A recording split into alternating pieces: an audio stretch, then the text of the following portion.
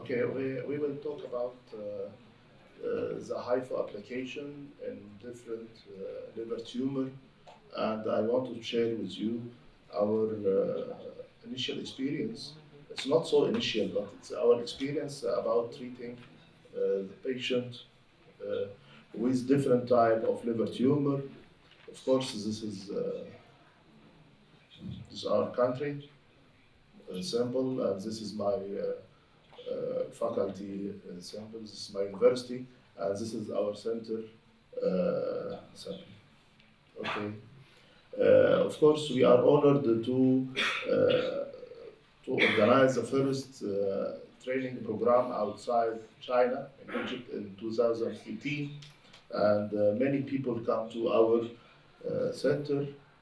Now, unfortunately, because of COVID, we stopped treatment for a while. But now we have more than 700 cases. More than half of these patients is complaining from uterine myoma and adenomyosis, and the other half is different type of tumor, liver tumor, and pancreatic tumor, liposarcoma, fibromatosis, benign breast lesion, bone metastasis, and also sarcoma. Okay, now we face a new problem because of COVID-19.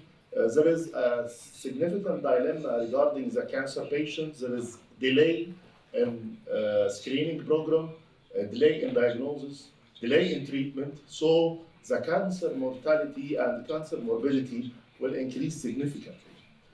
Till now, the cancer, colorectal cancer and cancer pancreas and cancer liver considered as third, fourth, and second cause of death in many cases.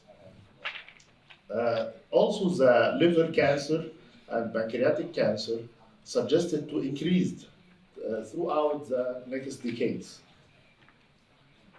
The HIFU application for liver is increasing in the number of the sites applied for HIFU and increasing in the number of patients applied HIFU for liver tumor.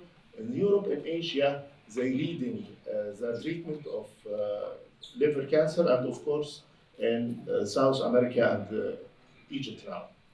We have a large number of population treated last year by HIFU. It's about 500,000 patients. And the second type of tumor treated is liver tumor. It's considered as 20% of the patient. Of course, the interventional oncology play a very important role in treating the lesions of the liver because it's less pain, less invasion, short recovery time, and is considered as a fourth arm of cancer treatment.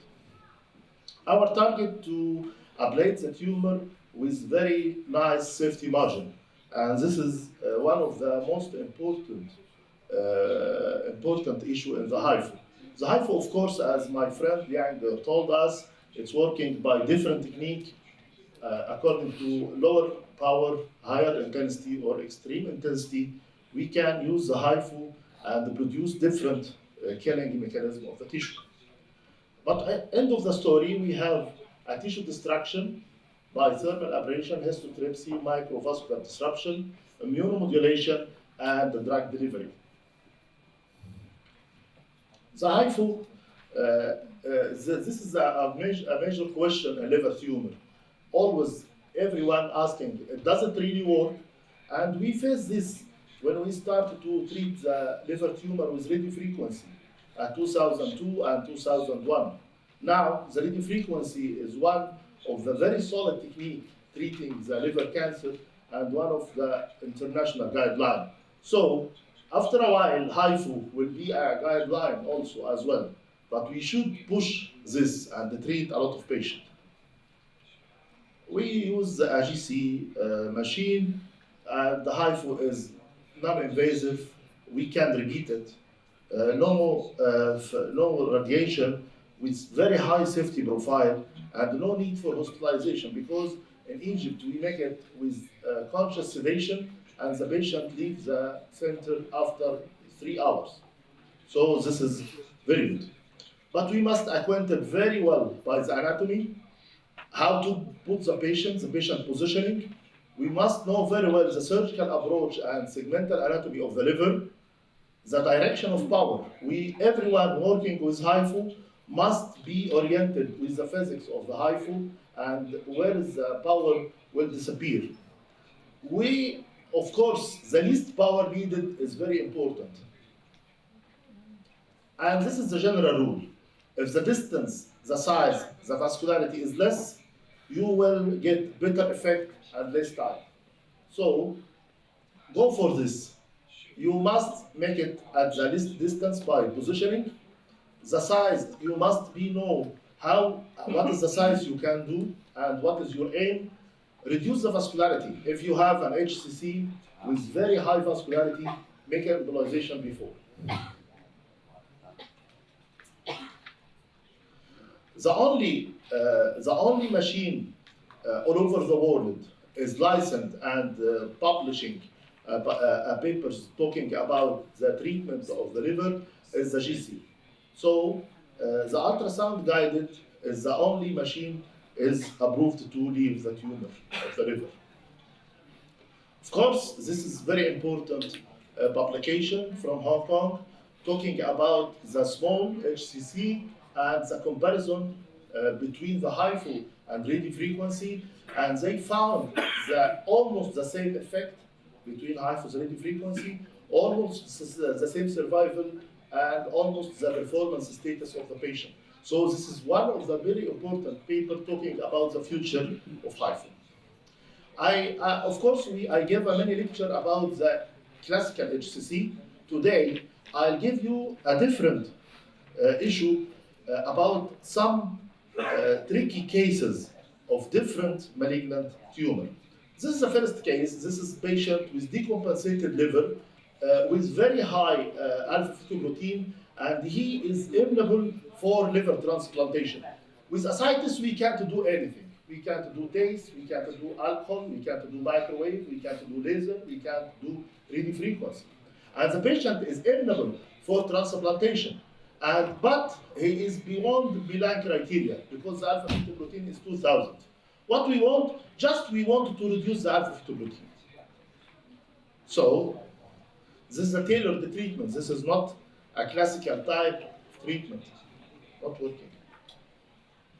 Yes? Post-HIFU, we get this. The alpha-fetoprotein is reduced below 1,000, and the tumor is almost completely ablated. And we preserve the hepatic veins. So this is an important application. Another one, with cancer colon with solitary hilar metastasis, not responding to chemotherapy. We do a HIFU. And this is the ultrasound immediately after the HIFU. If you are oncology interventionist, you can know this ablative area is similar to which one we see in microwave and radiofrequency. And this is the MRI after HIFU. We preserve the portal vein branch and no complication, no biliary injury. Another one was very simple, very small left loop lesion. We can make it, and we perform a complete ablation with hyperemia, and this is improve the immune response and hepatic chemotherapy. This is small area of metastasis with perfusional defect of the vascularity. We apply HIFU. You can see it's very powerful. You can make what we call segmentectomy.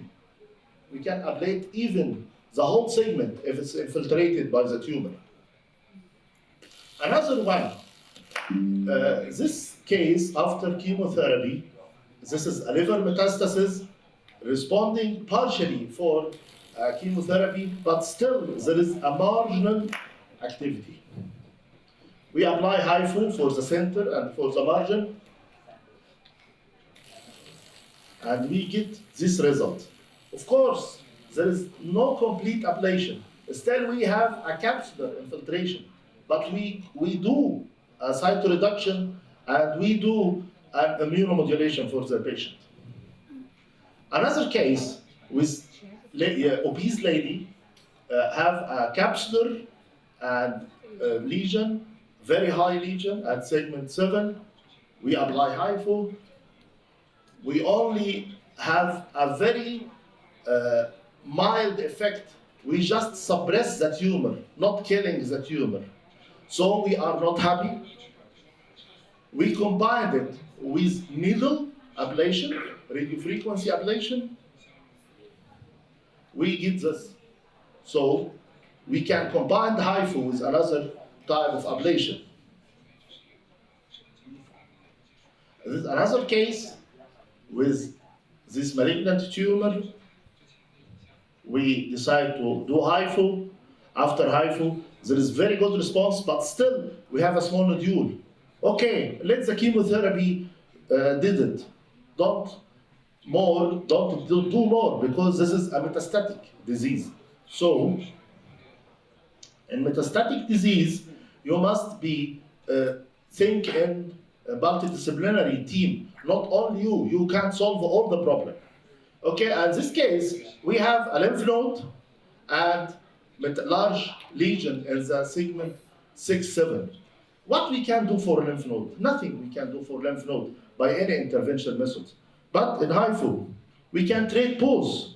We can treat the tumor and treat the lymph node. And you can see, we kill most of the tumor and we almost kill most of the lymph node. This is immediately post-HIFU. Maybe after 6 months, as Dr. Yang showed us, we can get better results. This is a peripheral cholangiocarcinoma. This is a peripheral cholangiocarcinoma. This is pre-HIFU. This is during the HIFU. This is post-HIFU. You can see, we can ablate it very well. Even the power is spread through the infiltrative area of cholangiocarcinoma. This is a very nice case. This is a central classical cholangiocarcinoma for very young man. We put a metallic stent. We apply HIFU. We can get this marvelous result.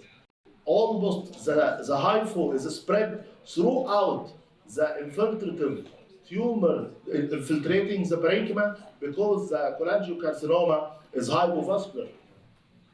So it's more sensitive. This is another peripheral located cholangiocarcinoma, and you can see this is the result. It's complete ablation, and after 3 months, the tumor size is reduced with complete ablation. Of course, the genetic effect of the HIFU is accompanied with the HIFU is opening the gates for a combination treatment. It works on the thermal level and cellular level, and of course at tissue level and at systemic, what we call the abscopal, and Dr. Yang explains this. The thermal ablation now will affect the immunomodulation, and the abscopal effect will have a very important role. The role of chemotherapy and combination of chemotherapy, when we can add chemotherapy, what is the benefit for pre-ablative chemotherapy, post-ablative chemotherapy? So, no problem. You can use HIFU in the middle of the treatment, use HIFU after starting, after treatment, or even before the treatment. But in very short period, you must apply the HIFU in very short period related to the chemotherapy or immunotherapy. This is what augment the effect and leading to better effect. I think HIFU will be part of the future and will increase the patient survival, improve the quality of life. It's not so difficult. We did all of this in intervention radiology. We put the needle, we use the drill, we invade the pancreas with the needle. So the HIFU is more easy, more safe, and we can do this. Thank you very much.